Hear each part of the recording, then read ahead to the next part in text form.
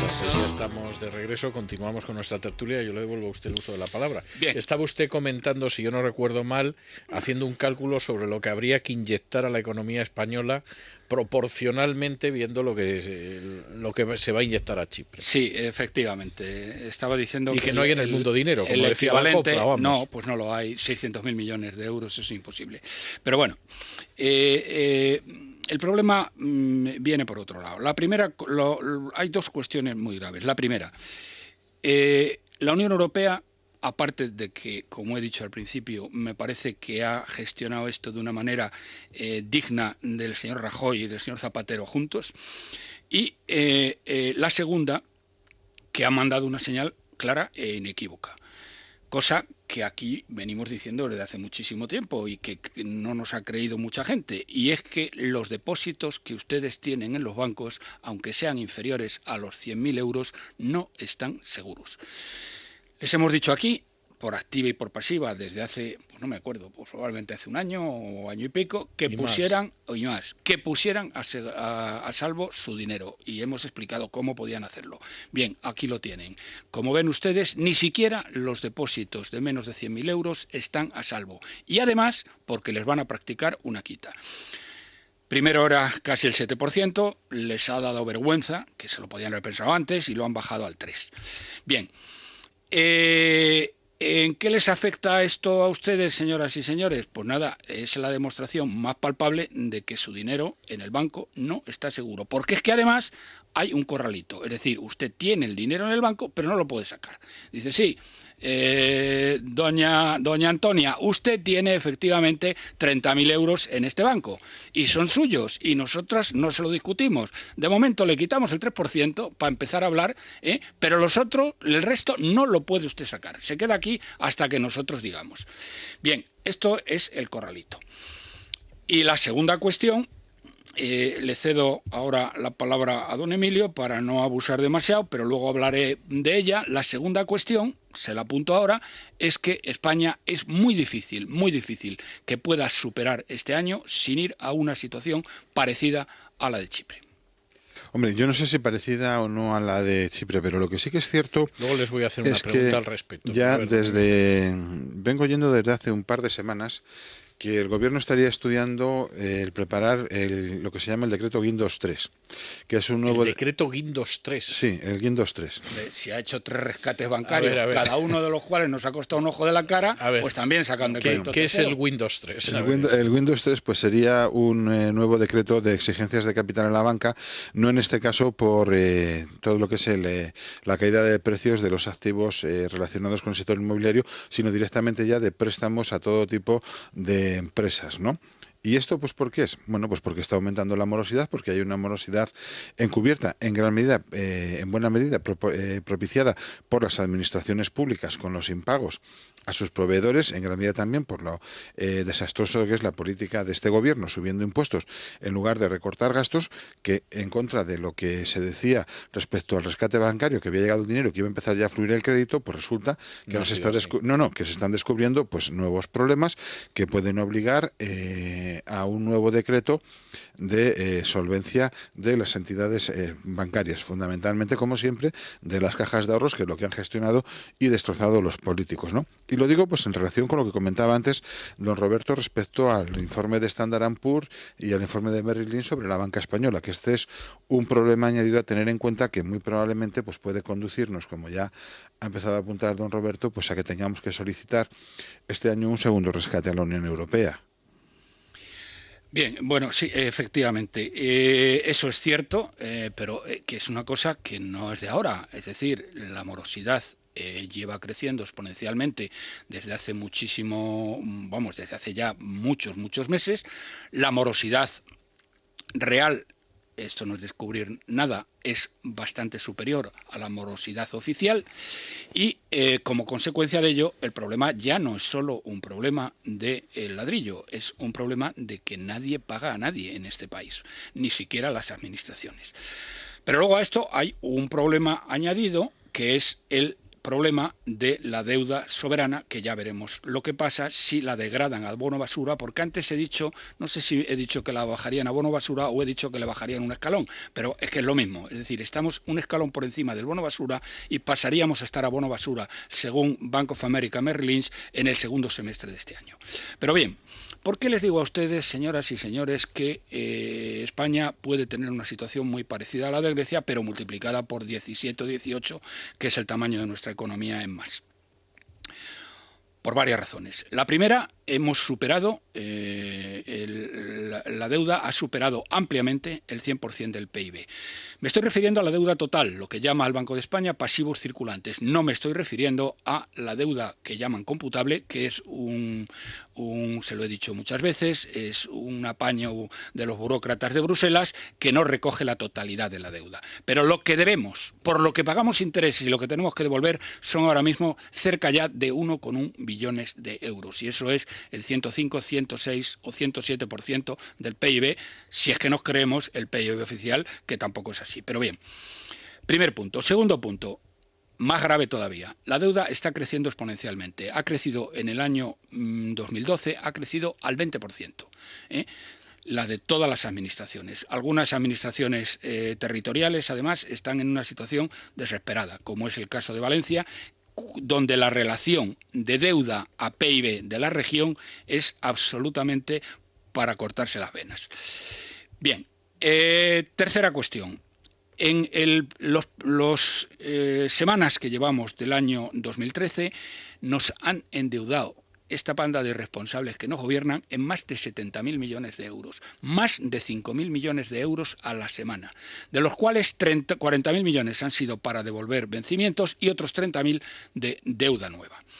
Bueno, esto no hay quien lo sostenga. Y aquí, y luego la economía está cayendo a un ritmo, estaba cayendo, con la última cifra que tenemos, estaba cayendo a un ritmo del 3,2% a final de este año, según la última cifra de caída del PIB del cuarto trimestre. Bien, a esto, ¿cómo ha respondido o qué es las medidas que están tomando el gobierno? Bueno, la primera ya la saben ustedes, han mentido como bellacos diciendo que el déficit es del 6,7%, cosa que ha hecho agua por todas partes. Pero en fin, eso la Unión Europea ha hecho como que se lo creía, aunque ha dicho que el déficit estructural es el doble del que dice don Mariano, y sin embargo han reaccionado de una manera que es gravísima para las familias y para los españoles. Lo primero que han hecho es meterle la tijera a las pensiones. De momento no le han metido la tijera se la van a meter, ahora se lo explico, pero han metido la tijera a los nuevos pensionistas. Todas aquellas personas que vayan a jubilarse en los próximos años van a experimentar recortes ya entre el 15, un mínimo del 15 y un máximo del 32%, según la nueva ley que están preparando y que saldrá en los próximos días, o decreto ley. Por lo tanto, los nuevos jubilados ya les han pegado un tijeretazo impresionante. Y para los jubilados actuales, entre 8,5 y 9 millones de personas, están estudiando lo que llaman estos tíos, que la verdad es que da vergüenza el lenguaje que emplean, la burla que ello supone. Dice, están estudiando la sostenibilidad. ¿Qué quiere decir esto? Señores y señoras jubilados que me puedan ustedes escuchar. Que lo que van a estudiar, y tienen 6 meses para hacerlo, es decir, que esto estará, tienen 4 meses, estará más o menos hacia agosto. Van a decidir estos tíos si sus pensiones son sostenibles o no son sostenibles. Es obvio que no son sostenibles. ¿Por qué razón? Pues porque ha habido una caída brutal de cotizantes y el déficit de la Seguridad Social, que según Mariano iba a ser 0 el año pasado, pues ha sido de 11.000 millones. Por lo tanto, no van a ser sostenibles. No, y además hay una cosa que es todavía peor, que es que aquí todo lo que se está haciendo de ajuste en los mercados, en la economía y en el empleo y demás, es todo a base de mantener puestos de trabajo recortando salarios, ¿no? Es decir, han desaparecido los bonus, se están reduciendo los salarios entre el 20 y el 25% y, por tanto, se está reduciendo la base imponible de cotización a la Seguridad Social, además del número de cotizantes. Permítanme que yo les plantee una pregunta porque a mí me parece obligada en estos momentos. Es decir, parece que existe una coincidencia en el sentido de que nos podemos encontrar con una situación como esta, por desgracia. Es decir, es una posibilidad que lamentablemente se da. ¿Qué habría que hacer para no llegar a la situación de Chipre? Hombre, es muy sencillo y lo hemos repetido aquí en muchísimas ocasiones. Lo que tienen que hacer es empezar a recortar el gasto. Cerrar las Es lo que autonomías. iba a decir. Vamos a ver, señoras y señores. Estos tíos, y no merecen otro calificativo, y estoy empleando uno muy suave, despectivamente, porque no se merecen otra cosa, están estudiando la sostenibilidad de las pensiones. Pero ¿es que acaso el gobierno de Rajoy ha estudiado en algún momento la sostenibilidad del modelo de Estado? ¿Acaso en algún momento ha estudiado la sostenibilidad de 3.000 empresas públicas? ¿Acaso el gobierno de Rajoy ha estudiado en algún momento la sostenibilidad de 2 millones de enchufados, la mayor parte de ellos parientes y amigos de ellos? ¿Ha estudiado en algún momento el que haya 30.000 coches oficiales en España más que en todos los Estados Unidos? ¿Ha estudiado que en España haya ahora mismo 200 embajadas? ¿Ha estudiado, y vuelvo siempre digo lo mismo, a que la señora alcaldesa de Madrid tenga 400 chupópteros que denomina enchufados, que denomina asesores, que cobran 60.000 euros al año?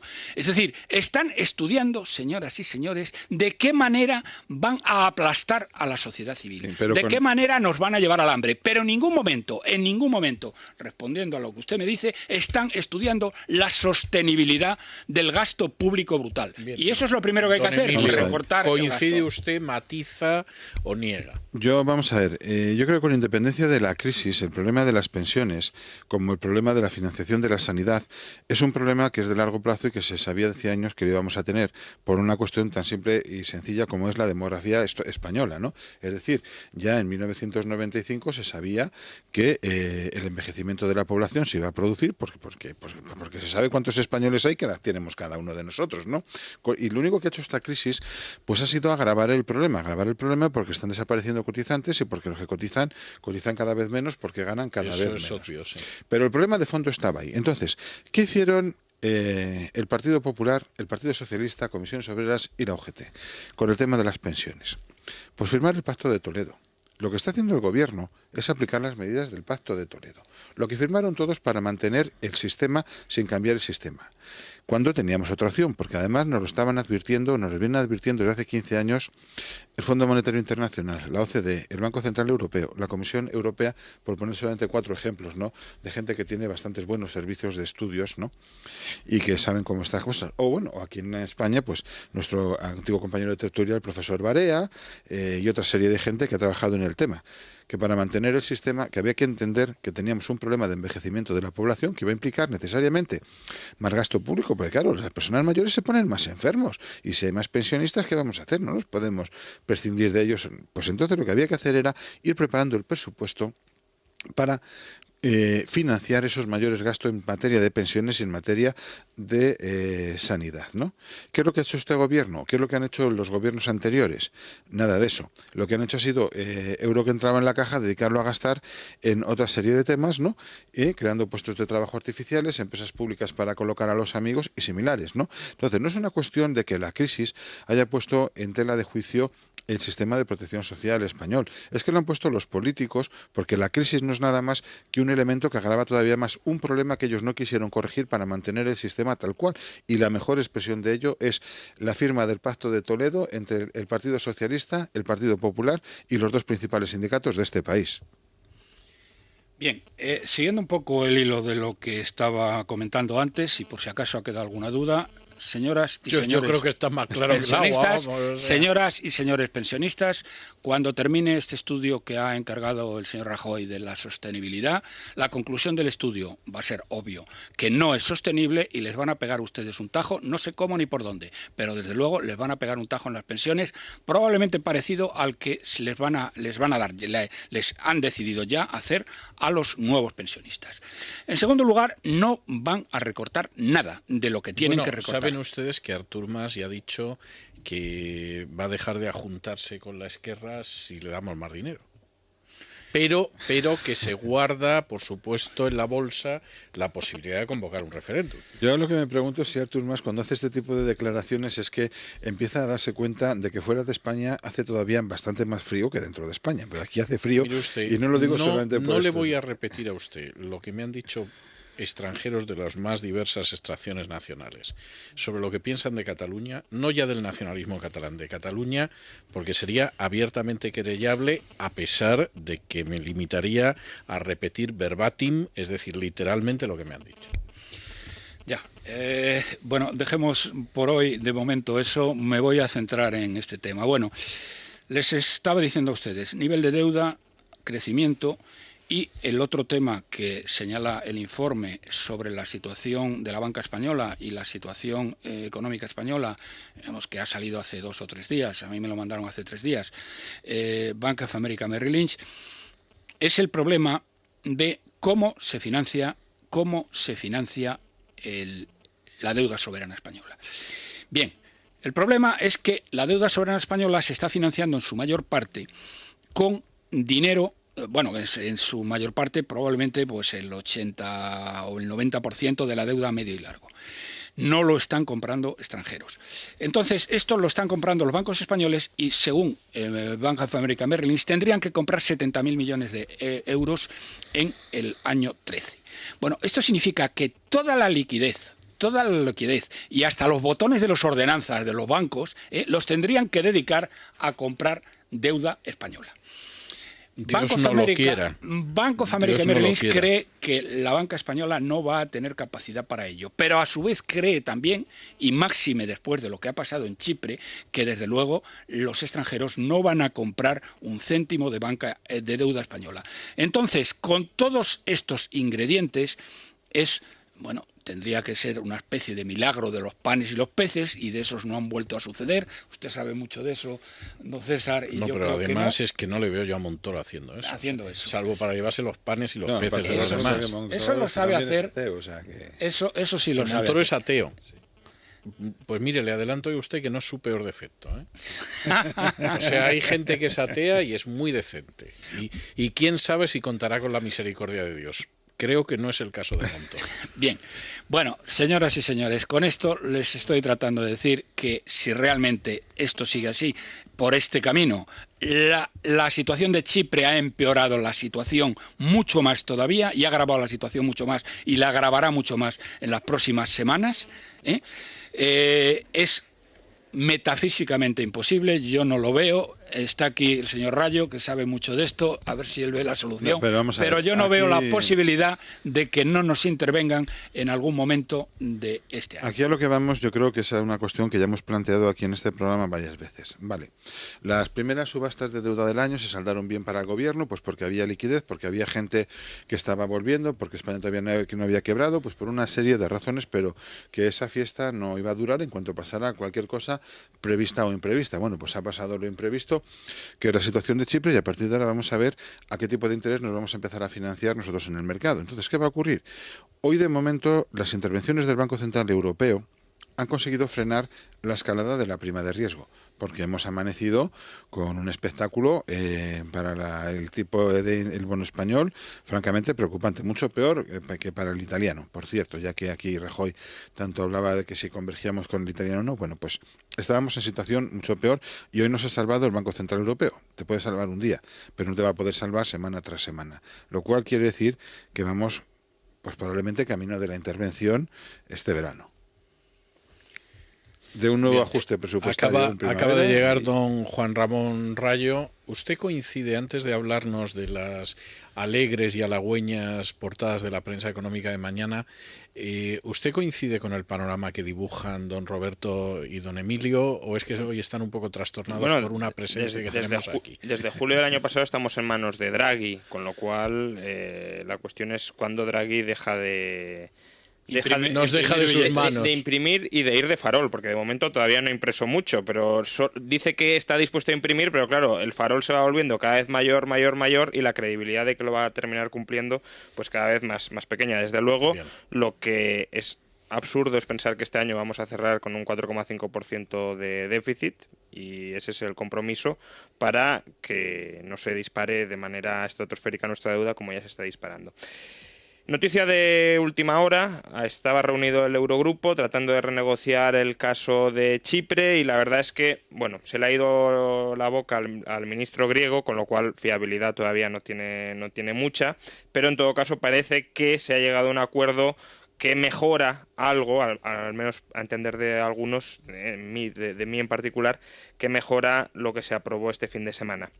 En concreto, los depositantes de menos de 100.000 euros no tendrán que soportar ninguna quita. Libre Mercado titula: Chipre deberá salvaguardar los depósitos de menos de 100.000 euros. Es decir, todo el canje de depósitos por acciones se aplicará sobre los depositantes de más de 100.000 euros. Pero vamos a ver, digo yo, ¿cómo a estos tíos de la Unión Europea no se les ha ocurrido esto mismo 48 horas antes? Es que no hay por dónde cogerlos, es lo que he dicho antes, parecen Zapatero y Rajoy dirigiendo a la Unión Europea. Bueno, es que verdaderamente, es que fíjense ustedes la que han liado. Ha dicho usted Zapatero y Rajoy como hubiera dicho el Gordo y el Flaco, o Otto y Fritz, los de los chistes, exactamente, o Zipizape, porque se llevan, o Mortadelo y Filemón, pues más o menos, dicho de esa manera. Pues más o menos, pero ¿cómo? Es que la que han liado, porque no vean ustedes hoy las pérdidas brutales que ha habido en todas las bolsas europeas. Y sobre todo es que ahora, aunque se vuelvan atrás, y esto sea cierto, y probablemente lo será, claro, ¿quién se cree que esto no lo van a hacer cuando le toque la China a España, por ejemplo? Bueno, y si ya han abierto el melón, pero ¿cómo pueden ser depende, tan increíblemente irresponsables para poder no haber pensado este tema 48 horas? Fíjese que a lo mejor se lo piensan porque Putin está que echa chispas. O sea, no le ha gustado lo que ha pasado en Chipre. Hombre, tiene muchos amigos que no le debe tener muchos amigos que pueden y no es cualquier cabreo. Y ese va a seguir seguramente cuando Draghi no esté, salvo que el Altísimo disponga otra cosa. Pero yo tengo la sensación de que Putin seguirá en el Kremlin cuando ya no queden las respectivas cancillerías ni Angela Merkel. Seguro, sin duda alguna. Me da la sensación. Por cierto, debe conocer muy bien la tierra de Angela Merkel. Era el jefe del KGB en Alemania Oriental.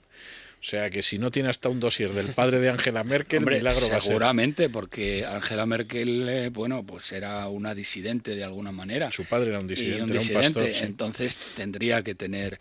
del padre que era un disidente y era un pastor evangélico, seguro que Putin tiene en su casa el dossier. ¿no? O sea, que esto es obvio. Bueno, nosotros hemos llegado hasta aquí, no porque el tema no sea interesante, que podríamos prolongar tranquilamente, sino porque se nos ha acabado el tiempo. Don Roberto, don Emilio, don Juan Ramón, muchas gracias, muy buenas noches. A ustedes no los veo hasta después de Semana Santa, Dios mediante, porque yo me marcho el miércoles. Espero, y los demás también. Espero que defiendan ustedes el fuerte y no ocurra algo grave en la Unión Europea aprovechando que estoy yo fuera, pero en fin, que lo pasen muy bien y nos vemos a mi regreso. Por supuesto. Hacemos una pausa y regresamos con Cultura.